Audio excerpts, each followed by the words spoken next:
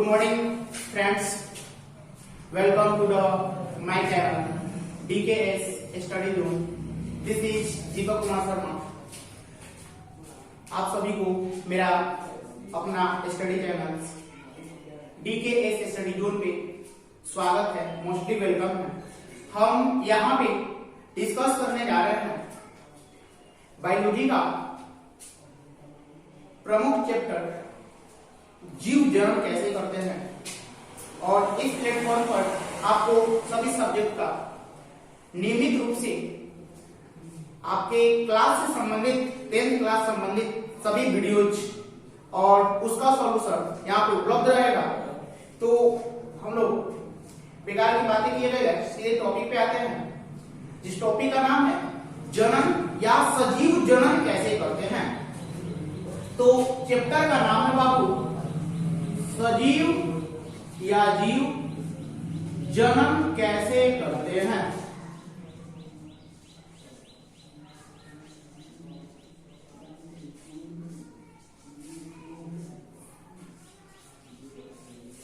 जनन, यह जो प्रोसेस जनन, इसी के बारे में हम लोग आज पढ़ने चल रहे हैं कि जनन होता क्या है, जनन का मतलब होता क्या है, जनन किसे कहते हैं.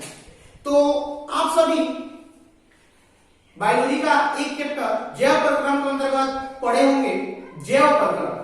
अब यह जैव प्रक्रम क्या होता है उसके बाद हम लोग जनन को जानते हैं, बहुत अच्छा लगेगा. चलिए, तो जनन क्या होता है उससे पहले हम लोग जैव प्रक्रम को समझे, लाइफ प्रोसेस क्या होता है. तो जैव प्रक्रम किसी सजीव के अंतर्गत होने वाली वो सभी शारीरिक क्रियाएं, चाहे कोशिकीय क्रिया, किसी सजीव के अंदर होने वाली शारीरिक क्रिया या कोशिकीय क्रिया है जिसके बदौलत वह सजीव अपने इस अस्तित्व को धरती पे कायम रखता है, पृथ्वी पर बनाए रखना चाहता है, उसे हम लोग जैव प्रक्रम कहते हैं. जैसे उत्सर्जन, जनन, पोषण, श्वसन इत्यादि, परिवहन, यह सभी क्रियाएं हैं जिसके बदौलत अगर कोई एक बाधित हो जाए तो हमारा पूरा लाइफ सिस्टम जो है हिल जाएगा और हमारा अस्तित्व शायद खतरे से परे हो जाएगा, हम जो है खतरे से गिर जाएंगे और हमारा अस्तित्व खत्म हो जाएगा. तो यह लाइफ प्रोसेस का ही एक अंग है जनन. जनन का मतलब होता क्या है, जनन क्या है, इसके बारे में हम लोग जानते हैं. तो जनन, जनन का मतलब होता है, समान अर्थ होता है जन्म देना. जनन का समान अर्थ क्या होता है बाबू, जन्म देना. यानी कि जब कोई सजीव जिस प्रक्रिया के अंतर्गत अपने समान संतति को उत्पन्न करता है उसको हम लोग जनन कहते हैं. जब कोई सजीव, एनी ऑर्गेनिक, कोई भी धरती पर का सजीव, चाहे वह प्लांट्स हो या कोई सजीव हो, जब अपने समान संतति को जन्म देते हैं तो वह पूरी प्रक्रिया हमको जनन कहलाती है. जनन प्रक्रिया सभी जीवों में, सभी पौधों में, जो भी ऑर्गेनिज्म है इस धरती पे, all organism on the earth, या सभी जितने भी सजीव हैं इन सब में दो रूपों से होता है. एक होता है अलैंगिक जनन,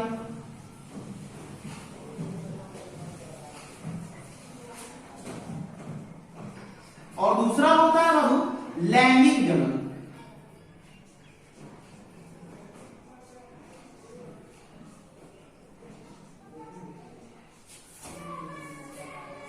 तो हम लोग जानेंगे कि अलैंगिक जन्म क्या होता है और लैंगिक जन्म क्या होता है.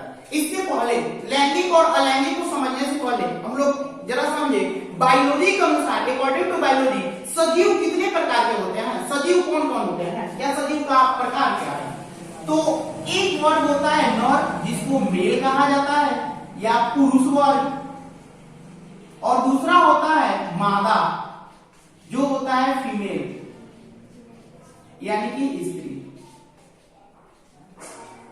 और तीसरा होता है उभयलिंगी या जिसको द्विलिंगी भी कहा जाता है. उभयलिंगी या इसको द्विलिंगी कहा जाता है. यानी यह नर और मादा यानी कि मेल प्लस फीमेल दोनों का यह कॉमन होते हैं, यानी कि कॉम्बिनेशन होते हैं मेल और फीमेल. तो हम लोग यह समझ लिए कि नर क्या होता है, मेल क्या होता है, उसके बाद मादा फीमेल, और जो तीसरा है इन दोनों का कॉमन होता है जिसको उभयलिंगी या द्विलिंगी कहते हैं, जिनमें नर और मादा दोनों के लक्षण दोनों गुण विद्यमान होते हैं। तो अलैंगिक जनन और सेक्सुअल रिप्रोडक्शन जो हम लोग को पढ़ना है कि असेक्सुअल रिप्रोडक्शन क्या होता है, और इसको लैंगिक कहते हैं बाबू सेक्सुअल रिप्रोडक्शन। सेक्सुअल रिप्रोडक्शन तो हम लोग को अलैंगिक और सेक्सुअल रिप्रोडक्शन जानने हैं कि असेक्सुअल रिप्रोडक्शन क्या होते हैं, तो इसके बारे में जानेंगे। तो इसके बारे में जनन की वैसी विधि, जनन की वैसी विधि जिसमें कोई जीव को अपने समान संतति उत्पन्न करने के लिए नर और मादा दोनों जन्म अंगों की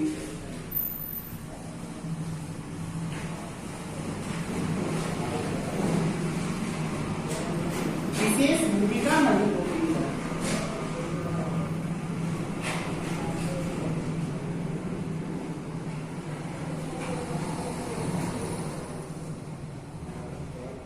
नहीं होती है।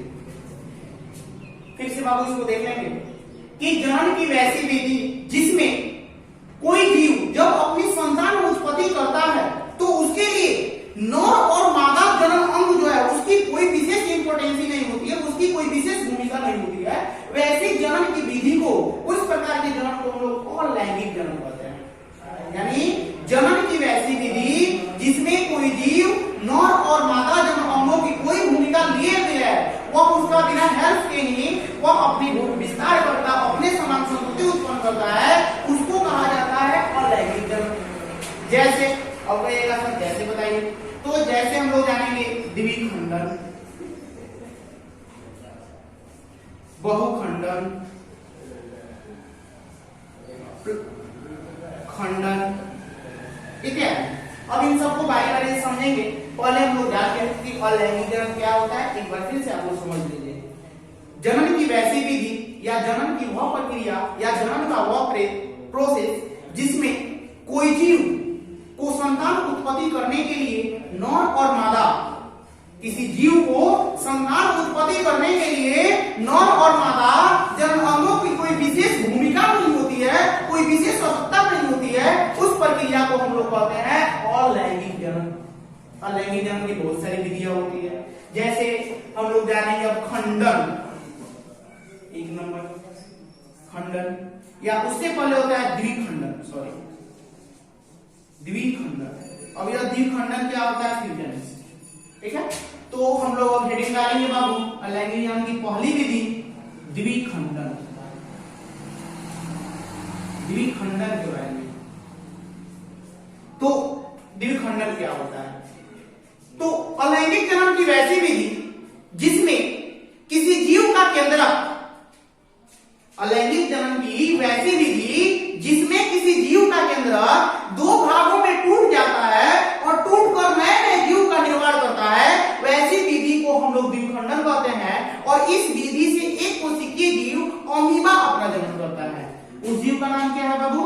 अमीबा। अमीबा जो है इस विधि से जन्म करता है। इसमें होता क्या है कि यह अमीबा आपके सामने हो गया, इसका एक न्यूक्लियस हो गया केंद्रक, या इसका साइटोप्लाज्म हो गया, इसमें कोशिका द्रव्य भरे हुए हैं। इसका जब केंद्रक जो न्यूक्लियस होता है, यह न्यूक्लियस दो हिस्सों में टूट जाता है, दो भागों में टूट जाता है, और टूटने के बाद दो नए जीव का निर्माण करता है।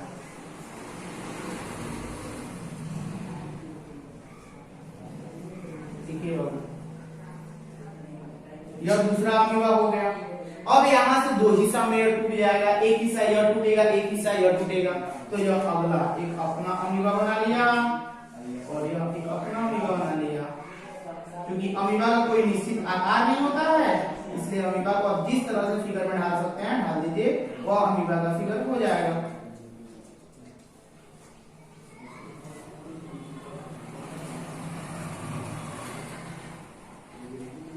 तो हमने यही जाना द्विखंड। देखिए इसमें कहीं जन अंगों की कोई भूमिका नहीं रही, ना किसी नर जना अंग की आवश्यकता है और ना ही किसी मादा जना अंग की आवश्यकता है। बस एक ही जब अमीबा था, यह मूल अमीबा हो गया। जब यह अपना जन्म किया तो यह अपने जो यह केंद्रक है, यह हिस्सा केंद्रक होता है और यह न्यूक्लियस यानी केंद्रक को दो बराबर भागों में तोड़ दिया और इससे दो अमीबा बन गया और यह दोनों डॉटर अमीबा के रूप में आपके सामने प्रज्वलित हो गए, आपके सामने आ गए। इसके लिए कहीं भी जनन सिस्टम की कोई आवश्यकता नहीं थी, इसके लिए कोई जन्म अंगों की आवश्यकता नहीं थी। यानी कि अगर कोई पूछे, इससे ऑब्जेक्टिव बनते हैं क्या कि द्विखंडन विधि से कौन सा जीव जन्म करता है, तो हम उसका आंसर देंगे कि अमीबा द्विखंडन विधि से जन्म करता है। ऑप्शन में अमीबा रहेगा, ऑप्शन में अमीबा को टिक करेंगे। इसमें होता क्या है कि इसमें द्विखंडन, दो खंड, द्विखंडन नाम से ही पता चलता है दो खंड, यानी कि इस वैसी विधि जिसमें किसी जीव का केंद्र जो है दो भागों में टूट जाता है, दो खंडों में टूट जाता है, उसी को द्विखंडन कहते हैं।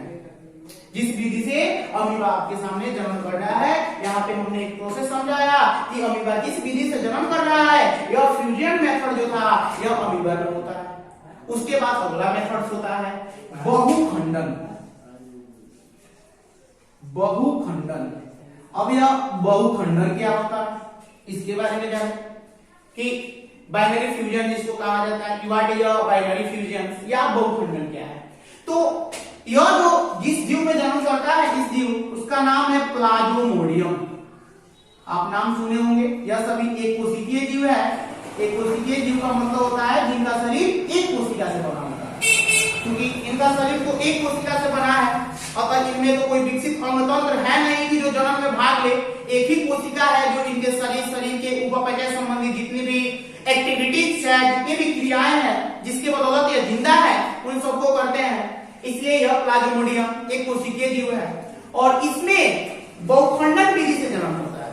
अब यह बहुखंडन क्या होता है, तो जिस प्रकार हमने द्विखंडन को समझा कि जिस विधि में किसी जीव का केंद्र दो भागों में टूट जाता था, तो द्विखंडन। अब हम लोग जानेंगे बहुखंडन क्या होता है। बहुखंडन का मीन्स क्या होता है, यानी बाइनरी फ्यूजन क्या होते हैं जिस विधि से प्लाज्मोडियम जन्म करता है। तो इस विधि में किसी जीव का केंद्र दो भागों में ना टूटकर दो से अधिक यानी कि बहुत से भागों में टूटकर बहुत से एक साथ जीवों का निर्माण करता है, उस विधि को बहुखंडन कहा जाता है। अलैंगिक जनन की वैसी विधि जिसमें किसी जीव का केंद्र बहुत से भागों का टूटकर निर्माण करता है, यानी कोश का जब केंद्र टूटता है, न्यूक्लियस टूटता है, तो बहुत अत्यधिक जंतुओं का निर्माण होता है, अत्यधिक प्लाज्मोडियम बन जाता है और एक साथ जनन की प्रक्रिया होती है। इसी को कहा जाता है बहुखंडन। जैसे आप फोटो में देख सकते हैं, यह रहा आपका प्लाज्मोडियम। प्लाज्मोडियम में एक सेल हो गया और यह उसका साइटोप्लाज्म हो गया ऐसे।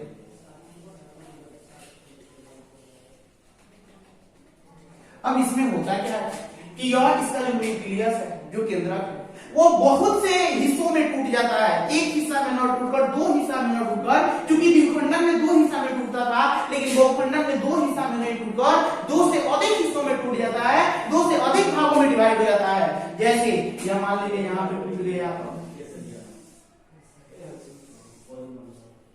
मान लीजिए अलग अलग अपना केंद्रक बना लिया, मान लीजिए यहाँ पे 5-6 केंद्रक हो गए। तो यह केंद्रक जितने हिस्सों में टूटेंगे, यह केंद्रक जितने हिस्सों में टूटे हैं वह सभी एक नए नए जीव का निर्माण करेगा, यानी कि यह बहुखंडन हुआ। इस विधि से कौन सा जीव जन्म करता है, तो प्लाज्मोडियम जन्म करता है। समझ में आया बच्चा लोग कि द्विखंडन क्या होता है, बहुखंडन क्या होता है। कि वैसी विधि जिसमें किसी जीव का केंद्र दो हिस्सों में टूट जाता है उसे द्विखंडन कहते हैं। जैसे अमीबा हो गया, इसमें इसका केंद्र दो हिस्सों में टूटकर दो नए नए जीव का निर्माण करता है। देखिए एक अमीबा, दूसरा स्टेप में इसका केंद्र टूटना प्रारंभ हुआ और एक कंडीशन ऐसा आया कि यह दो हिस्सों में टूट गया, दो भागों में टूट गया, तो द्विखंडन हो गया। दूसरा बहुखंडन, केंद्रक, जिसमें किसी जीव का केंद्रक बहुत से हिस्सों में टूट जाता है, बहुत से भागों में टूट जाता है और टूटकर उतने नए नए जीवों का निर्माण करता है। वह केंद्रक जितने भाग में टूटता है उतने नए जीव बनते हैं। इसी को बहुखंडन कहा जाता है। बहु का मतलब होता है बहुत ज्यादा और खंडन का मतलब होता है टूटना, यानी कि यह द्विखंडन और बहुखंडन हो गया। अब हम लोग अगला हिस्सा पढ़ेंगे खंडन, तीसरा मेथड। अब यह खंडन क्या होता है इसके बारे में जाने, फर्मेंटेशन जिसको कहा जाता है, खंडन का मतलब क्या होता है। तो इस विधि से जो जीव जन्म करता है उसका नाम है स्पाइरोगाइरा। स्पाइरोगाइरा। अब यह स्पाइरोगाइरा क्या होता है जरा इसके बारे में जानेंगे। तो यह वाटर, पानी में पाए जाने वाला एक कोशिकीय जीव है। लगभग एक कोशिकीय श्रेणी में आता है, बहुकोशिकीय जीव को बताता है। और इसमें वो जो है खंडन विधि से जन्म होता है, यह स्पाइरोगाइरा हो गया।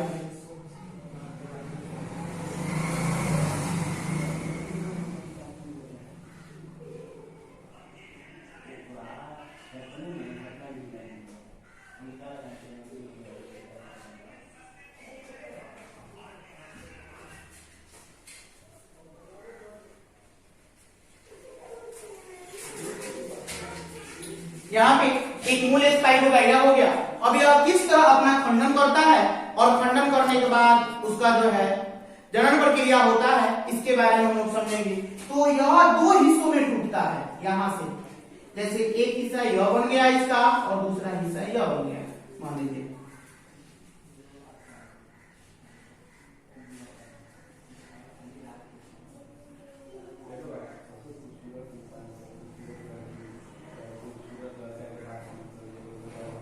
तो अब यह दो हिस्से आपके सामने दिख रहे हैं, एक ही स्पाइरोगाइरा जब दो भागों में टूट गया और इसका निर्माण होता है। तो इस विधि को खंडन कहा जाता है। इसमें था कि आपका केंद्रक दोनों में टूट रहा था, लेकिन इसमें उसका अंग कोई टूटता है, खुद स्पाइरोगाइरा टूट जाता है और टूटा हुआ स्पाइरोगाइरा जो पूर्ण विकसित होता है और तो उस जीव का निर्माण होता है। इसको कहा जाता है खंडन, यानी कि स्पाइरोगाइरा में खंडन विधि से जन्म होता है। अगर कोई पूछे खंडन क्या है या खंडन किसे कहते हैं या कोई जीव का नाम बताए जिसमें खंडन होता है, तो अलैंगिक जन्म की वैसी विधि जिसमें किसी जीव का यानी सेम कोई जीव दो या दो से अधिक भागों में उसका शरीर टूट जाता है और वह टूटा हुआ शरीर विकसित होकर एक नए जीव का निर्माण करता है, वैसी विधि को हम लोग खंडन कहते हैं। वैसी विधि को हम लोग क्या कहते हैं बाबू? खंडन कहते हैं। जैसे स्पाइरोगाइरा इस विधि से जन्म करता है, आपके सामने इसका फोटो दिया गया है। यह एक पूर्ण स्पाइरोगाइरा है, मूल स्पाइरोगाइरा है, जनक स्पाइरोगाइरा है। जब यह दो हिस्सों में टूटा है, दो भागों में टूटा है, तो यहाँ पे दो स्पाइरोगाइरा बन रहे हैं और यह फिर दो स्पाइरोगाइरा विकसित हो जाएंगे। फिर समय आएगा जब दोनों टूट जाएंगे, फिर 2 से 4 बनेंगे, 4 से 8 बनेंगे। इस तरह से इनमें टूटने की प्रक्रिया चलती जीवन पर्यंत चलती रहती है और ये अपने जीवन को कायम रखते हैं, एकदम एस्टेब्लिश करते हैं।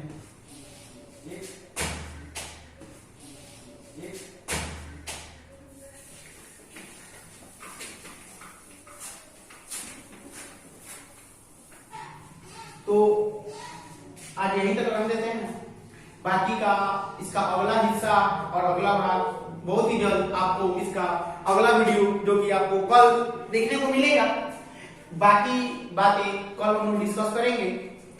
इसके बाद का खंडन के बाद और बहुत सारा इसकी विधियां है और उन सभी विधियों को हम लोग अगले वीडियो अगले टॉपिक में नेक्स्ट